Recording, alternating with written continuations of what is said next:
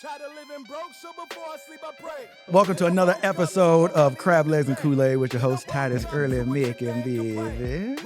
Yo, okay, let me just clarify something. This podcast, if you didn't know already, is solely to get to know the human behind the artist. You get what I'm saying? So this is not about the finest works in artists. It's like everybody's an artist. Doesn't matter your profession. Doesn't matter which lane you in. We getting to know you. We can talk about whatever. Sometimes we talk about things that are important. Sometimes they're not important at all. We get to know you, me, the person, okay?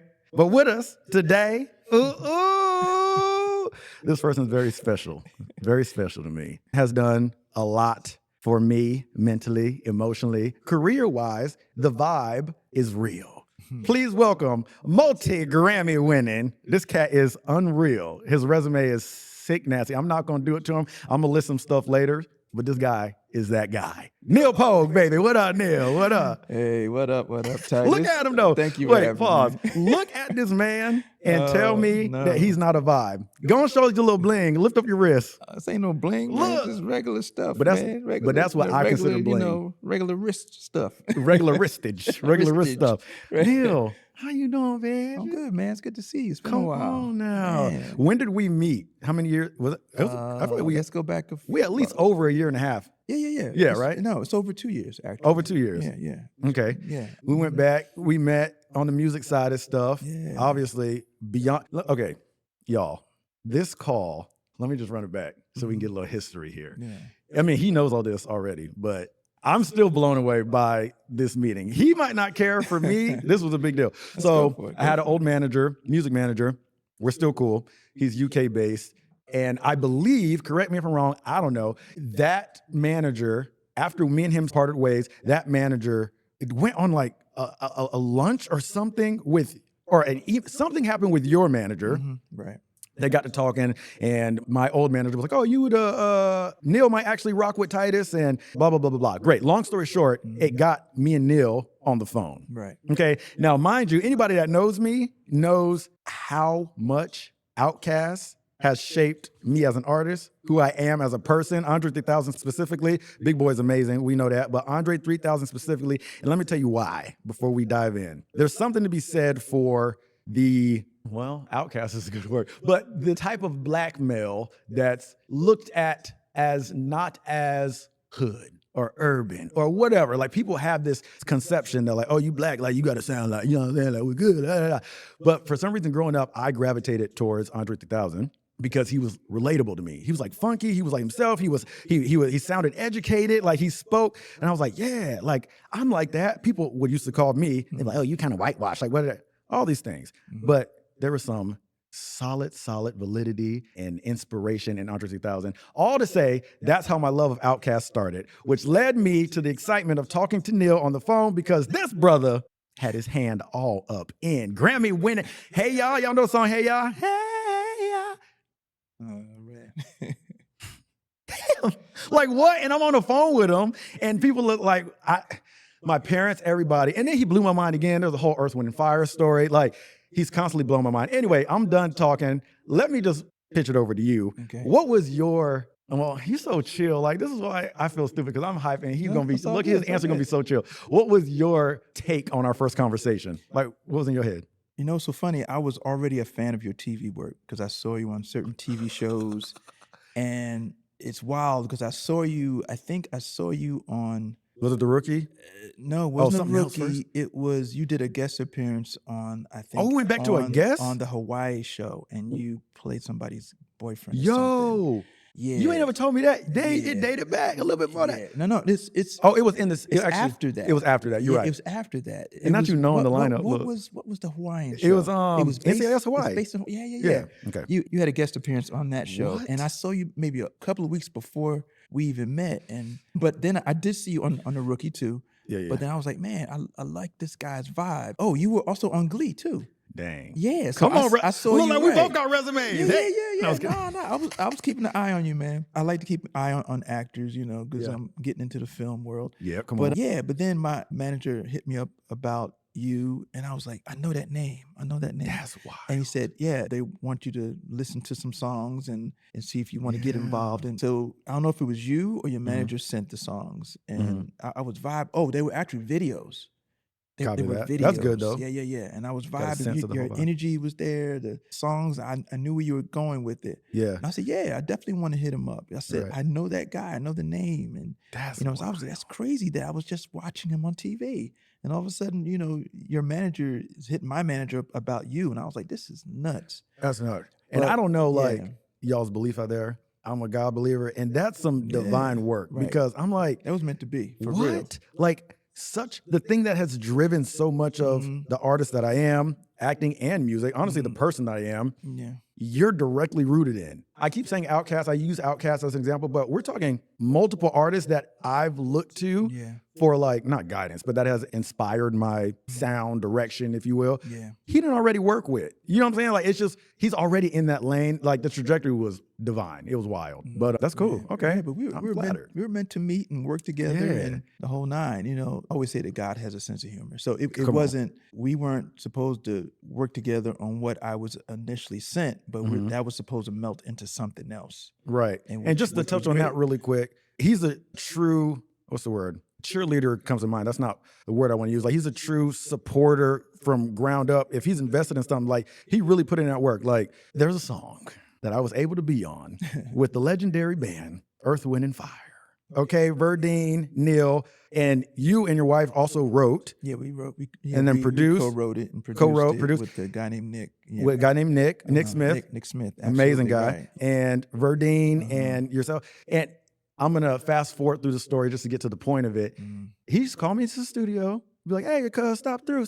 Yeah. I'm thinking, like, he just working, mixing, doing something. I'm like, yeah, I was honored to be in his presence, let alone what he was saying. Did you even know don't say the payoff, but did you know that I was going to line up on that same day? Or were you just actually saying come to the studio? Which one? The one where you came and sung, or the one we just met Verdine for the first time? That one. That one. Did you know that was going to line up, or no? That was by chance. Line up later? AKA, did you know that I was going to get there and they were going to still be there? Oh, yeah. Oh, okay. Yeah, so he was. That was a surprise for you. Yeah, okay, definitely. bet. So stuff like that. So what I'm saying is, I get to the studio. Earth, Wind, and Fire's there. He's there. Like, we talking band members, Verdine, him. They're working on a song for a movie, okay? And I walk in, and I'm already, once again, this is my first time meeting him in person, because we've only talked on the phone. So I'm already nervous, excited to meet him, Neal, because everything that I know him to be. And I walk in, and Verdine's standing there, and it was a lot to unpack.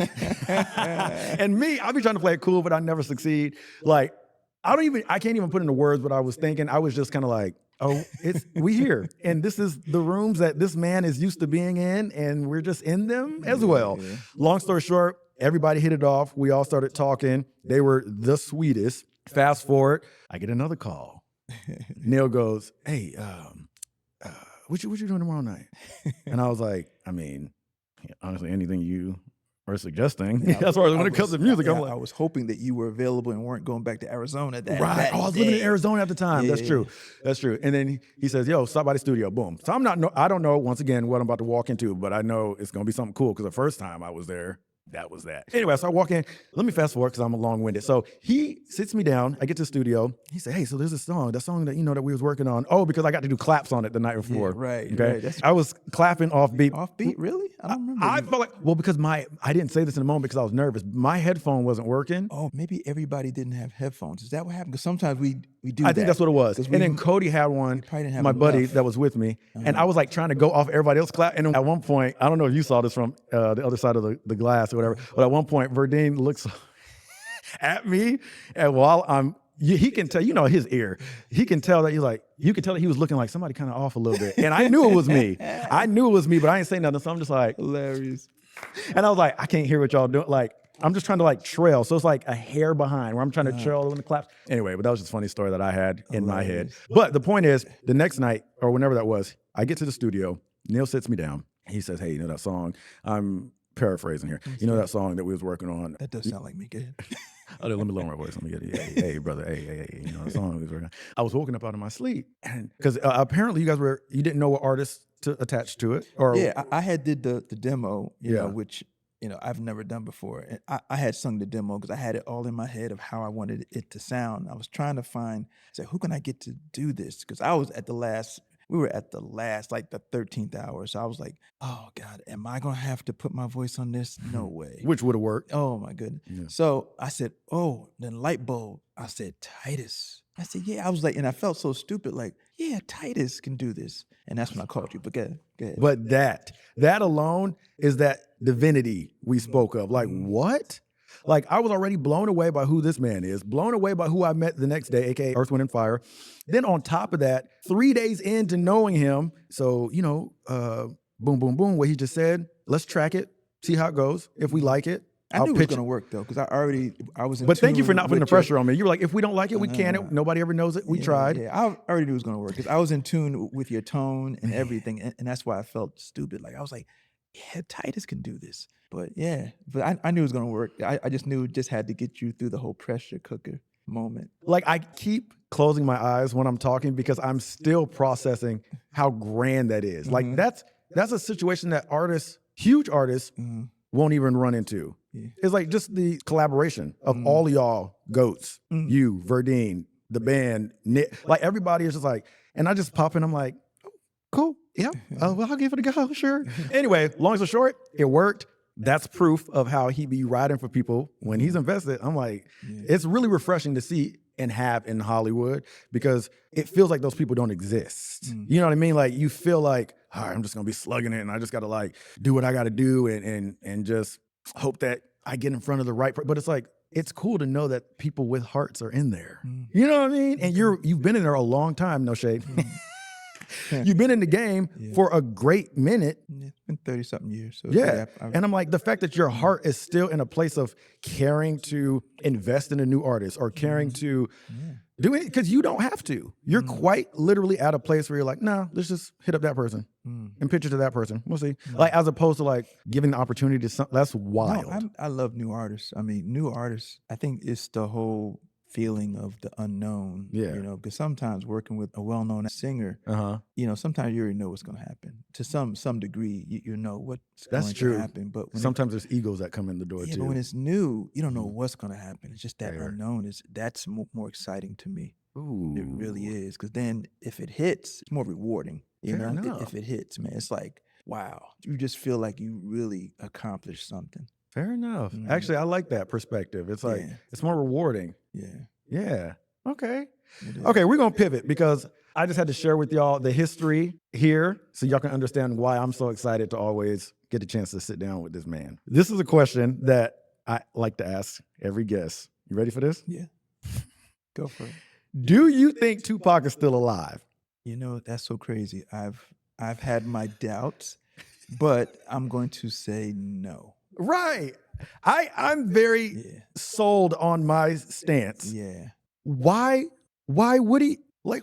Yeah, I'm going to say no. If you Google it, you'll see the autopsy pictures. So, but it's people always they say the same thing about Elvis, say the same thing about Michael Jackson. There's now the same about Michael, right? Yeah, they say it about anybody who's had that much of an impact on society. They always say that is the person. And you think ain't nobody gonna leak? Like, he got to be somewhere. Yeah. And you tell me people just don't recognize him. He's just somewhere blending in somewhere, like, or isolating himself on some island for all these That's what they years. saying. Like, he on some island. I'm like, bruh. Yeah. Okay, that's just a random fun question. Because I'm like, I just like to see people. We all had our doubts, because it was so tragic, and we don't want it to be so. But yeah, you know what I mean. That's what it is. I think it gives people an excuse to feel like there's a hope in his. You know what I mean? It's like, I think we all so crazy. They've never said that about Biggie, though. They've never said it about him. That's true. They've never said it about him. Wait, why did they never say? That's a good point. Never. So wait, that makes me backtrack and think: is there some? Nah. If they ain't never said about Biggie, he was because Biggie was a legend too.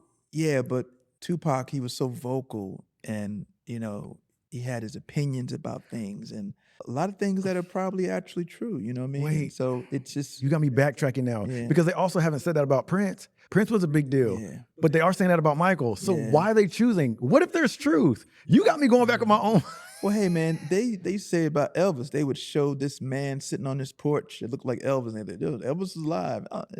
You're like, nah. Yeah, I still come think on. no. You're right. Yeah, You're right. You're right. we just love to do that. We just love to keep people here, which I understand. That people that make such a big impact on us, and they had so much to say, and they were cut short. It's like it's Right. hard to just come to Let that grips with go. it, man. That is true. Hard to fathom it.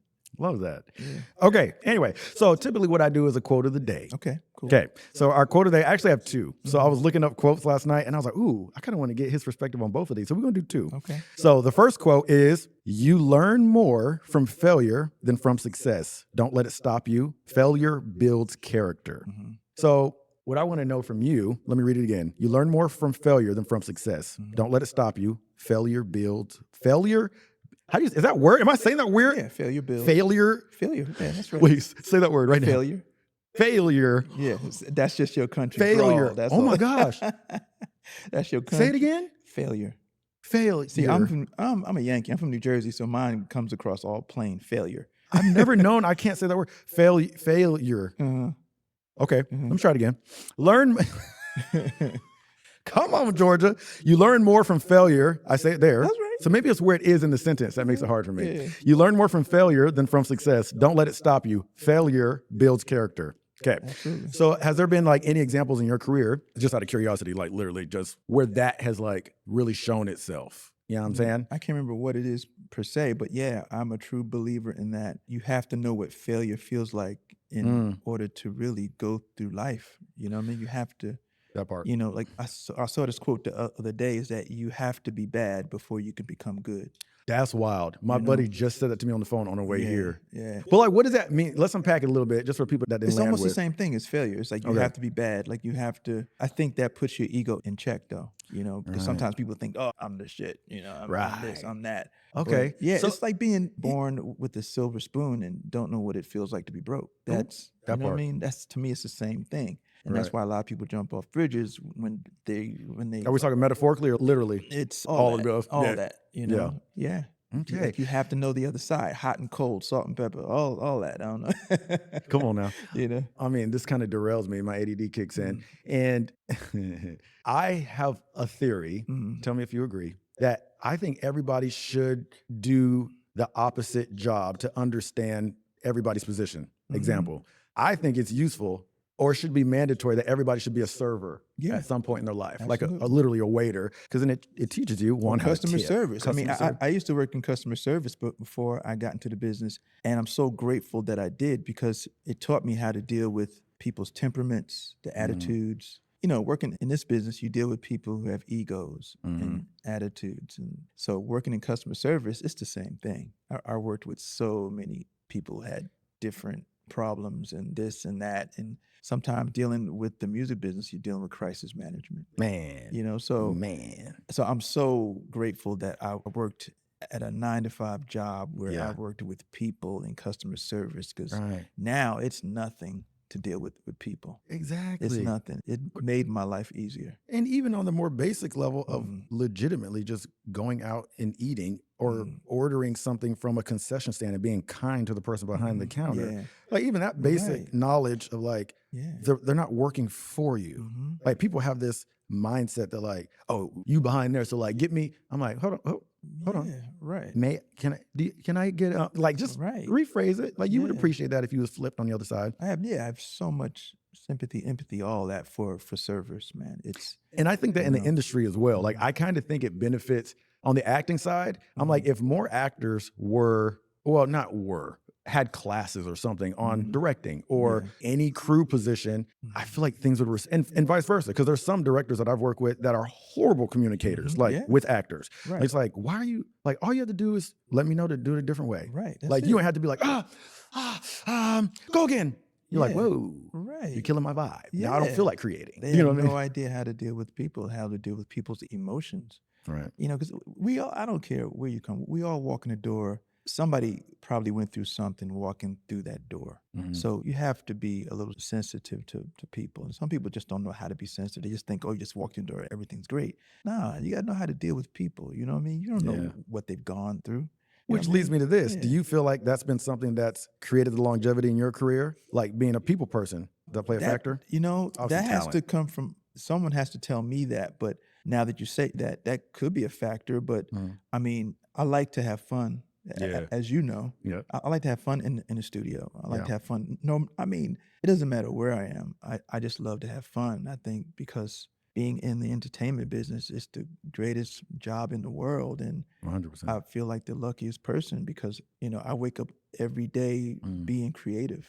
Yeah. You know what I mean? So, but yeah, I just love what I do. I like waking up every day wondering what I'm going to do, what I'm going to create, what I'm about to work on. Is there any Blessings, man. blessings, huge Yeah. blessings? That's like being in, being able to work in the industry for a long time is almost equivalent to like a successful marriage, where it's like, it's rare that the industry hasn't booted you Yeah. or like you haven't like run out of gas as far as like, not you as a talent, but people caring to continue to work with you or keep, you know what I'm saying? But I mean, granted, different position, your work speaks for itself. Obviously, if you're great, then of course people are going to want to keep working with you regardless. But with that said, I'm like curious to know if you have a strategy, not a strategy, if you chose at an early age or early stage in your career, a specific type of lane to be in artist wise. Like I want to work with this type of art. Because the common denominator, when I see the people you commonly work with, they're all like, we've talked about this. We kind of call them like, they're kind of like the cool kids. They're That's kind of what like it creative, is. funky types. That's what I call Is that it. like a choice, or did you fall into that because people saw that like, oh, he blew up doing this, so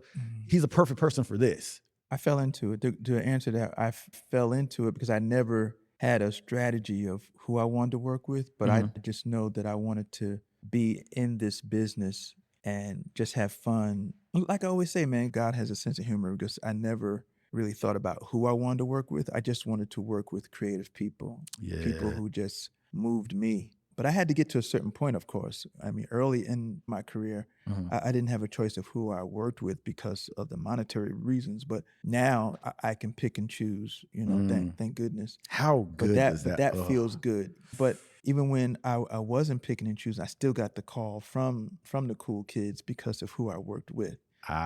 So those calls came in. Okay. But then every once in a while, a call would come in where I'm like, oh, I got to do that. Okay. But now, man, it's wonderful that I can just say, no, I don't want to work on that. Yeah, I do love that. Yeah, that's a great feeling. I feel like most artists, I can't speak for all of them, myself and many that I know aspire for that position, even acting, music. On the acting side, can't wait to get to a position where it's like, you can offer me this and I can read it and see if it resonates with me. And if not, we pass. Right.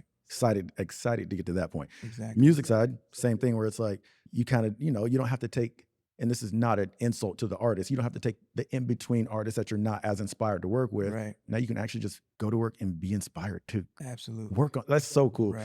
And it leads me to this thought. The ADD is perfect for me as a podcaster because I'm like, the thoughts will be, I love it. Did you ever either consider yourself an artist or did you start as an artist? Yourself. Yeah. It's so funny that I've heard people call me an artist and they say it's because of how I mix records. I sound like an artist. 100%. And that's interesting to me because I don't think I have a sound and I don't want to have a sound per se. Okay, fair enough. Because I'm always here for the artist. You know what I mean? I'm always here for them. And I'm still in customer service. You know what I mean? Fair. That's Okay. what it is. It's still customer service.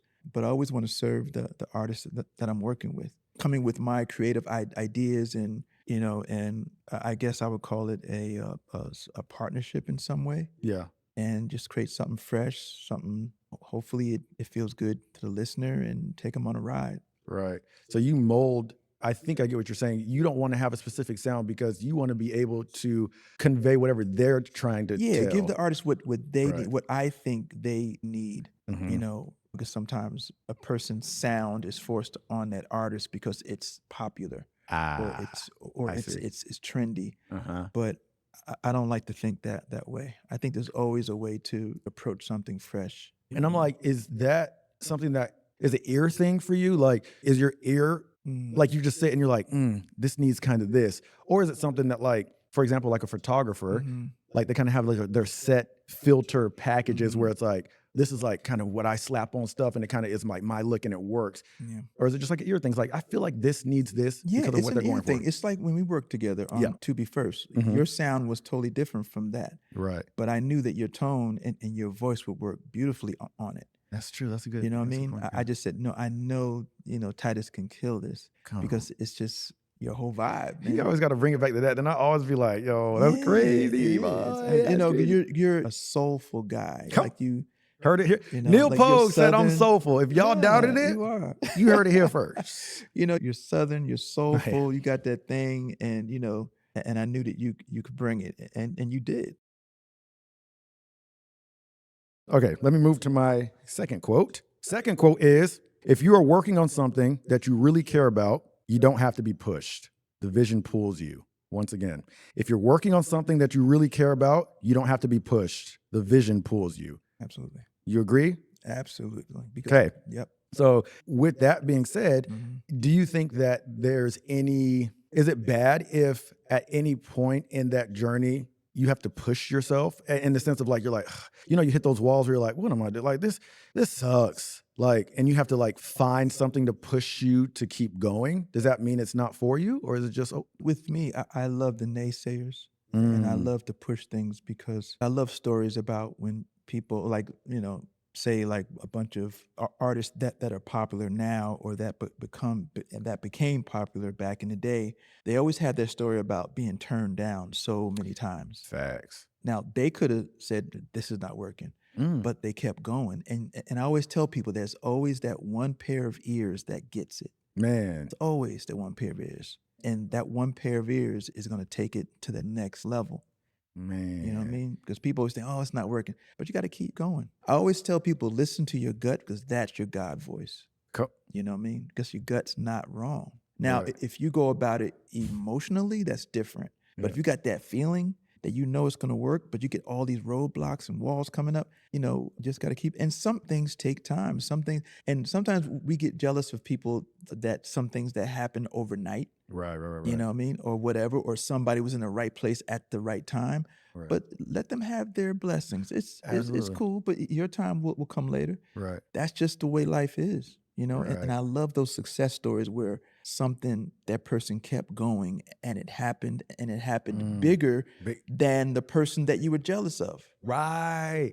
And Yeah. Yep. I was like, I have situations like that from my life where it's not that it happened bigger, but it understand. happened in time. Yeah. Because I was like, I remember being on Glee, Mhm. just like a little, recurring little co-star. Yeah. And I remember the guys who came in with me, they're two buddies of mine, so Yeah. it's not talking about them. They Right, know I we were all understand. there. But my buddy Grant came in straight to series regular. We were like, whoa, oh my gosh. And he's continued to kill it. He's on Broadway. He's doing his thing. Right. But I remember thinking like, man, like all of us started at the same time. It's like, what's wrong with me? Like, why mine ain't popping? Like, why am I not getting it? Right. And then lo and behold, mine was many years later. But them series regulars came and I still had the same opportunities on a different show, but it attests to in due time just keep going. Right. But then on the funny side, it makes me think if something's in your gut, okay? And what if you're just not good, but you're being No, yeah. well, let's specifically talk singing, Yeah. okay? Some people, and you may disagree, I'm gonna speak for me, some people just can't sing, but they want to be a singer. Right. And it's right here. They like, ooh, like I know I can. See, I call that emotion. Okay. Yeah, sometimes that's emotion because you have your That's mama the most saying, beautiful way of putting it. because you have your mama saying, yeah, my baby can sing. That part. That's different. That's different. It is. It's hard to explain, but that's different. Because like, you don't want to crush somebody's dreams. No, you want to crush nobody's dreams, but Right. some people just believe in something that's not real. But it's not. Some people say, well, it's the person's gut. Nah, it's different. That's different. That's different. Yeah. That's a false narrative I'm like, that came from somewhere else because you saw something. And some people are shower singers and they think that they can sing like Whitney Houston. And then somebody lied to them and say, oh, you sound good, baby. No, that person needs to be told the truth. right. Yeah. See, that's being told that somebody egged you on because out of love. And that's why you get those American Idol people that I'm like, is that love? that get ain't clowned love. You on ain't telling me the truth. TV. Yes, it's out of love because it's hard to explain, man. It's sad. Okay, without naming names, if you're Yeah. comfortable answering this, don't have to answer it. Have you been in a session where the artist is just not artisting? Yeah. And you're like, wow, like this is rough. Mhm. To yourself, ain't talking smack on nobody, but maybe it happens for producers and mixers, and maybe that happens more often than I think. I don't know. But have you been in that situation where you're like, I don't know how this is happening, but here we Yeah, go. And I got to yeah. put my name on this. I try not to get in those situations. But let me backtrack a Okay, little yes, bit backtrack. because now there are singers that we call stylists. And I will say, like going back to American Idol, Yeah. Bob Dylan would Ooh, not be going to Hollywood. that's a good Tom Petty point. would not be going to Hollywood. Jimmy Henry's not be. There's certain people that have a certain type of voice that is not meant for American Idol. That is molded into your own style, into your own thing. So Right. if someone tells them that they can sing, that's great. But that comes with a different package. Right. It's like even Prince wouldn't be going to That's Hollywood. wild. He 'Cause wouldn't you're probably right. because he's Yeah. got his own thing, Right. and maybe he might go to Hollywood That's with his wild. falsetto, Right. but would he get to the second and third round? Right. Because he's got his own thing. So that American Idol thing, it's a false narrative about what type of singer that they're looking for and what they think is an Right, idol. of But worthy of an so idol. many singers that are so successful that would have never gone to Hollywood. That's a good point. And that brings me back to the Mhm. guttural singer that, maybe okay, you might not be that great, but maybe we just need to find your Yeah. sound in your package. Right. Yeah. But then there's some people that know, they just don't know. It's just not gonna He work said, because it doesn't have a vibe like a Bob Dylan or that came with his music. Now Right. Bob Dylan was just singing and said, look, if he was just a singer, that's different. But he came with his guitar singing his songs, and you're like, yo, Right. that's dope. And then you know what I mean? If it comes with something else, that's different. See, I'm Because smiling because he's a songwriter Right. and he's saying something that appeals to you and it makes you go, wow, he's Hmm. saying some deep stuff. right. And it's you not know? even about your gymnastics at that point. No, It's like about yeah. the heart, the story, Right, because what you're his receiving. vocal, it's matching what he's saying and you're getting into it, you know what I mean? Right.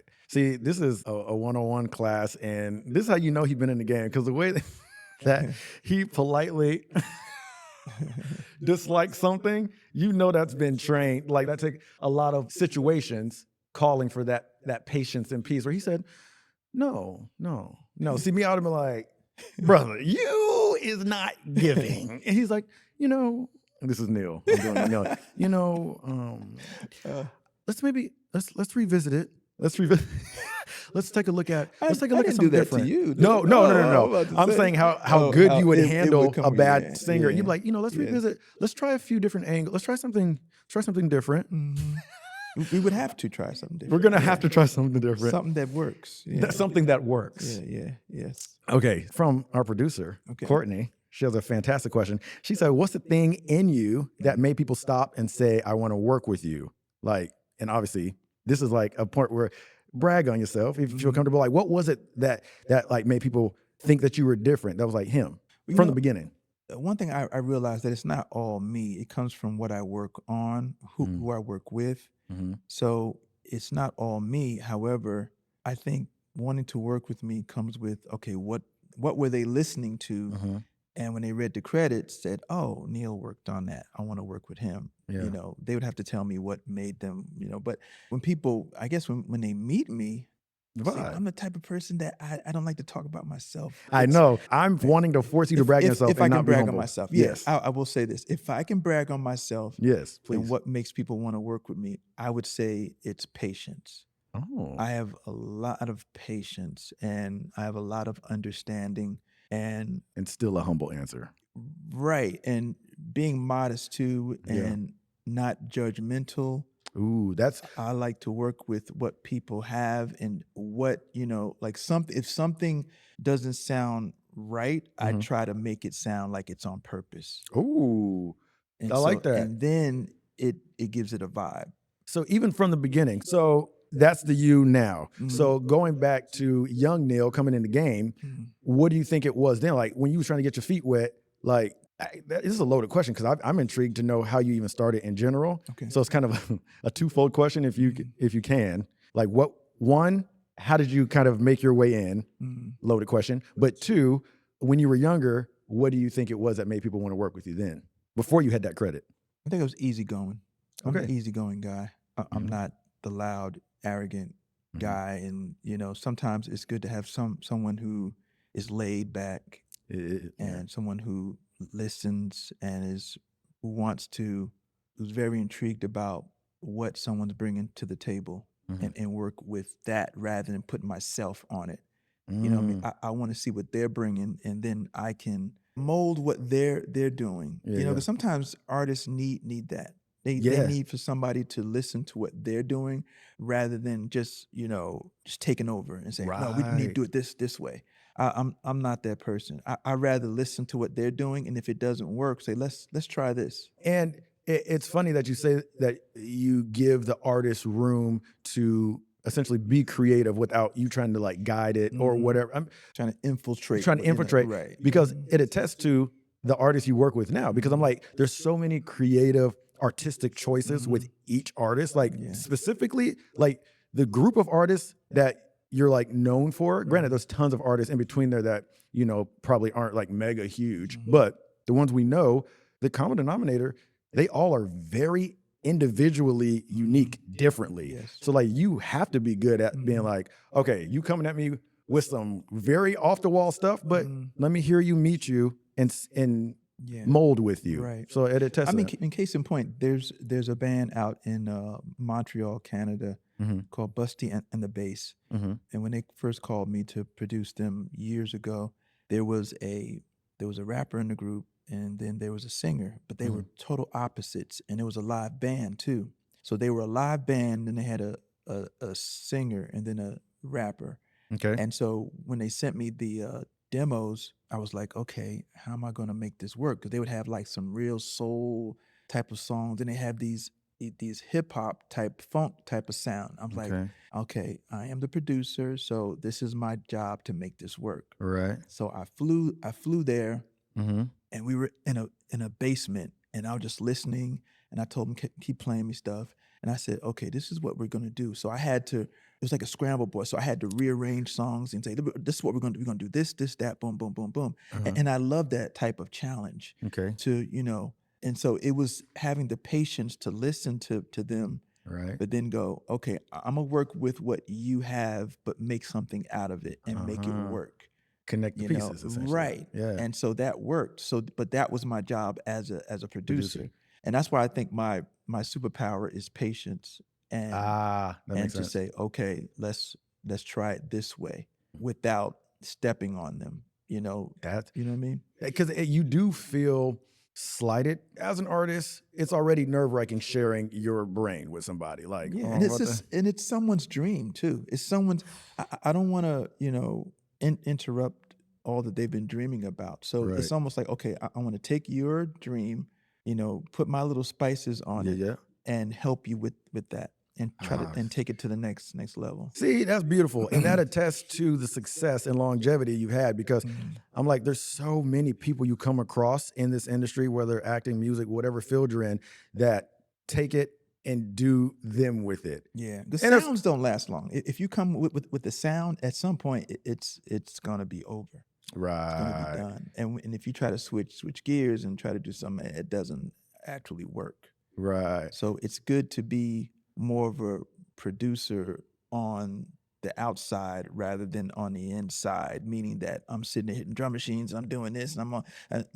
I'd rather be on the outside and help mold what you bring to the table, and Right. and listen to grooves, listen to arrangements, because I'm Right. big on grooves and arrangement. I'll say let's try this groove better than another groove. Let's try this arrange. Let's put this bridge and do this. Maybe maybe the hook can be shorter. I love doing that. I like orchestrating, in that way. Right. You know what I mean? Okay. I like that. Rather than sitting on a laptop or, doing that. I like I would say I like the old school way of bet. of, Yeah, of that's the best way to say it. producing. Yeah. That makes sense. Now, did young Neal, what did he aspire to do? Did he was this always your objective and goal career wise? I've always been a producer first, because I was in bands when I was a kid. I was a drummer. Oh, you was so- always music based. Yeah, I That's was fire. always a musician. So, and I was always the guy in the band that would arrange the songs, and I would help write them too. Right. But I had more fun arranging than writing, but I used to write when I was a kid. I used to write all the time. But as I got older, I slowed down and was more. I loved producing and just molding something was fun to me. Like if a person brought a song, I was like, okay, what type of groove can this So there was have? Or- never any other career path in your mind? No, Like, it's I like, was oh, always a okay. music kid. That's dope. Yeah, because I was a kid who would What be a in my blessing. room listening to music all day. And I mean, of course, when there was a point when I was, younger. I said maybe I could be an architect or something. That was the Right. thing, architect. Because I always wanted to be creative. Even Build then, it was like something. building something. Yeah. Being in construction and building, man, that's creative to me. Fair enough. That's amazing. Fair enough. But yeah, music was always, and the film world was always a passion of mine too. But music was a bridge to film, and the reason why I say that because when I was a kid, I had an aunt that lived here in California, Uh-huh. and my mom would bring me here for the summer, Yeah. and so they would take me to Universal Studios, Come on. and going on that tram tour and seeing was like- the sets, I was like, I knew I was gonna, like, I could have lived at Universal Studios. 100%. I could right. have gone into one of them shacks and Right. put up a tent and lived there. And people I don't- just loved the back lot. That to me was everything. It was like a dream. And so I always knew that I was gonna live in California, but my soul was in music, and I wanted to be in the film world too, as an actor maybe or something. Yeah. But it was something about You just be a being, dope actor still to this day. You should dabble. you know. you but probably some- got time, and- but if you know, do. I've done this indie film would Did probably you? make you laugh. Wait, But yes. Drop the name, drop the I got to name. show it to you one day. Oh, I you're wanna going see to it. crack up, man. I played this preacher. Come It's on. funny, man. Yes. But, yeah, I've always had the acting. I want to cast you as this guy, like your actual energy, where you just like hip and like vibey. Like I want to see you in something. Yeah, it's You could funny. easily do that. And I'm like, oh, that's so cool. Like I think it's always inspiring when somebody, and it's not inspiring if it's opposite, but I think it's inspiring when somebody has had it in their head from the jump that, hey, I've always wanted to boop, boop, boop, whatever that is. And I ended up doing it. Like that's wild because I guess maybe because I was a military kid, I saw a lot of stuff in different cultures that like I was jumping all over the place. Like I didn't even try acting until my senior year of high school. Like, so and then on the music side, music was always like, I was always singing in talent shows and doing stuff, but I didn't know, I wasn't aware that it could be a career. I don't know why. Like I knew I enjoyed singing and performing, singing, right. but it never latched until I think maybe college to where I was like, oh, I can just record something? I can make like a little demo? Back then we had like hard copies, we would print out little CDs and try to like sell them and do stuff, whatever. But I was like, dang, I didn't realize that I could actually pursue it. But that's so dope. Okay, so here's another thing I like to do. At the end of a podcast, we like to play a little game. Little game time with Neal. I like fun. Let's do So it. I'm going to base it off of your career, okay? Have you ever heard of the game F, Marry, Kill? You know what this is? All right, so let me explain it to you. So we're not going to call it F. F stands for the word that you think it stands for. Okay, so essentially how the game works is typically I would name, So violent. Go ahead. It is by, we're going to change the words though. I would typically name 3 people. We're not going to play with people. He's a married man. You know what I'm saying? Typically, I would list 3 women or men or whatever, and you would say, oh, F that one, marry this one, kill this one. Okay. Give you like an ultimatum. Okay. We're going to change the name, and instead of F, it's going to be hold. Okay. Hold, marry, and release. Okay. Hold, marry, and release. Hug, release. Whatever. Hug, marry, and... Do you say hug? I said hug. I like that better, yeah. Hug, marry, release. Okay. So literally what it means. Do I want to hug this? Marry it? Hugging, let's say hugging would mean you got to hug it and then you only get one hug with it. Okay. Marry means you get to be with that forever. Okay. Oh, I thought you meant M-A-R-Y. It's M-A-R-R-Y. Oh, Yes. hug, Oh, sorry. marry, release. Yes. Oh, got Yep, you. yep. Okay, I thought you were talking about Mary. Oh, Okay. no. You're like, who is she? Yeah. Mary Mac? Mac? You- Mac? Oh, Hey, anyway, that's what I'm thinking hug, a short about. Okay. experience. Marry. Marry, lifelong. Okay. Release, Release. you know, nothing to do with it, let it go. Okay. And it doesn't have to be negative. Okay. Okay, Got you. so your 3 choices for hug, marry, release are, and I'm saying these are all projects that he's directly had a hand in. Okay. TLC, Crazy Sexy Cool, Mm-hmm. Soul Food soundtrack, Outkast, Speaker Box, Love Below album. So 3 different albums, hug, marry, release. And I chose these for a reason because they all have like, they're all pretty good. Okay, which Outcast? Speaker Box, Love Below. Okay. Because they're all staples Right. in music history and Black culture heavily, but music in general. So good luck. Okay. Hug, Crazy Sexy Cool. Okay. Mary, Speaker Box, and Release Soulful soundtrack. That's good. I mean, that is so hard because think about soul food. See the Hug and Mary one was hard for me. The reason why I can release the Soulful soundtrack because it wasn't impactful for me. But it's good for the audience. But for me, yes, that's what I'm saying. I wasn't so close to that because such a legendary moment. I was closer to the other two. So fair enough. All three, mind you, cultural staples. Yeah. All three of those albums are massive staples. Right. So I'm like, that's why I was like, I wonder what he would say. But those are good answers. Yeah. Let me do mine. I would hug, out of those three, I would hug. That is hard, actually, between Speaker Box and TLC, Outkast and TLC. I would hug. I'm marrying Outkast, without a doubt. Y'all know that's me. Come on, so you got to hug one and release one now. Man, you can't release TLC. Yeah, you can't release that. That's you're right. I'll go with your answer. I should have made the third one harder. You just got to release the soulful. You got to let it go. I should have made the third one harder. Dang it. Release. But Kill would have been hard. To Kill. Okay. Now, Release, that's hard. I made that easier for your brain. Because I should have kept heart-wrenching.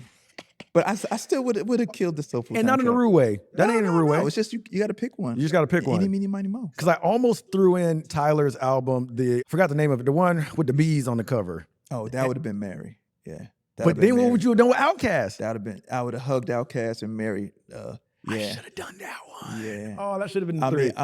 And then you would have released TLC, Crazy Sexy Cool? I would have. Do you know what's on that album? Yeah, you do. No, I do, but that Flower Boy album. Flower Boy is unreal. It's everything to me. Dang, I knew I should have done it. That was my toss-up between Flower Boy and Sound. You got to make it harder on me because that would have done it? Yeah. That would have been. But anyway, hey, brother, this question got to be asked. Okay. It's asked to every single person that comes through these doors, minus one that I forgot to ask. I'm scared, but go ahead. What? And you better answer right. Okay, I will. I'll try. Growing up, what was your favorite flavor of Kool-Aid? This is the Crab Legs and Kool-Aid podcast. You got to answer right. I'm so glad you asked that because now the trade winds of my mind is coming up. Anything red. Cherry, a strawberry, anything red. Anything red. You know, as a black person, that's the right answer. Anything or red. Grape. Yeah. Oh, no. Yeah.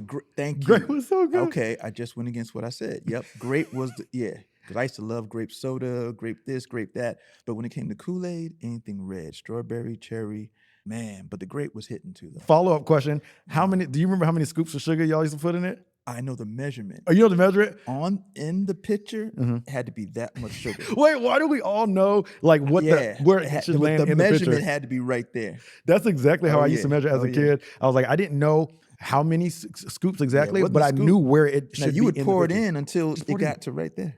What? Yeah. Anyway, sweet too. That was the right answer. Oh, man, good job. You passed. Yeah. You passed. But anyway, yo, Big Neal. Yes, sir. Thank you so much for coming on Crab Legs and Kool-Aid. Seriously. I'm honored. Like, man, like it means so much. Like I said it at the beginning, but this dude inspires me so much. And the fact that he's willing to come out of his schedule and sit down and just chat on Doggone Podcast Love is wild. Thank you. Thank you. I'm honored, man. And obviously, where can people find you? You know how it goes. What's your @? IG is Neal H. Pogue. Facebook is Neal Harrington Pogue. And I ain't never know what the H stood for. Yeah, Harrington. Come on, Harrington. Yeah, blame my father for that one. He sound wealthy. Me and my brother. My brother is Mark Wellington Pogue, and I'm Neal Harrington. Oh, y'all sound British. Yeah, he was on something. Definitely. He wanted us to have some classy middle names. But I'm on X too, but that's I hate that name. Yeah. It sounds like a porn site. With the X? I'm on X. Yeah. What? I don't even. I'm on X. Yeah. But I know it is what it's called. Yeah, but I'm not really on X that much, so don't worry about it. Right. Don't even go there. But anyway, thank you, Neal. Thank you. You're amazing, brother. Thank you. I appreciate it.